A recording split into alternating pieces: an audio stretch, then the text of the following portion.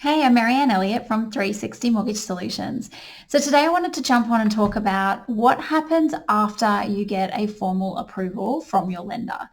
So I just got off the phone with a client who's formally approved this morning. Super exciting.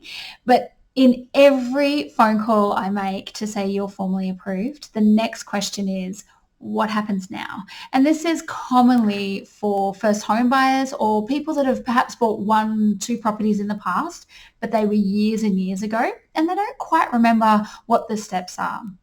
So the very first thing you need to do once you get your formal approval is check the formal approval letter. That will have the ins and outs of your new loan. It will also have an estimate on what the repayments look like, what the interest rate will look like, and most importantly, the loan amount.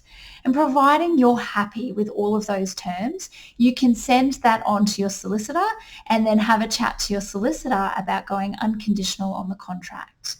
And going unconditional on the contract will also depend on where you are up to with your building and pest inspection, but your solicitor will guide you in the right direction.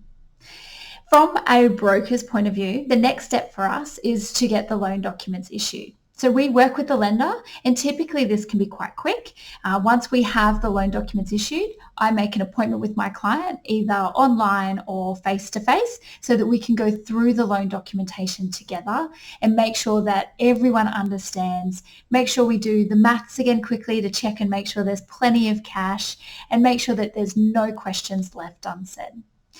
As part of the loan doc sign up, you will also need to make sure you've got insurance in place on the property and then satisfy any other lender conditions. Again, your broker will be able to take you through what those lender conditions are, but they are typically stated on the formal approval letter and also in the loan contracts. Once the loan contracts have been signed and they've been returned back to the bank, there's not too much from a broker point of view that we need our clients to do. It's more left up to the solicitor. The solicitor will complete their searches, do anything else that they need to do. They're the experts when it comes to conveyancing, and then they'll book in settlement.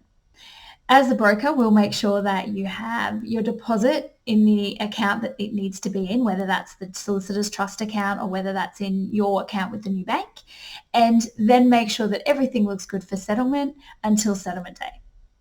On settlement day, as the broker, we are usually the last to find out settlement has happened. 9 times out of 10, I'll get a call from the client saying, woohoo, we got the keys, or I'll get an email from the bank a couple of days later or a day later saying that's all settled.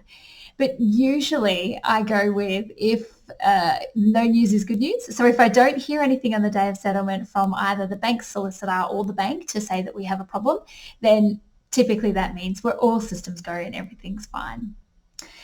So that's a little bit of a look post-approval of what the loan journey looks like.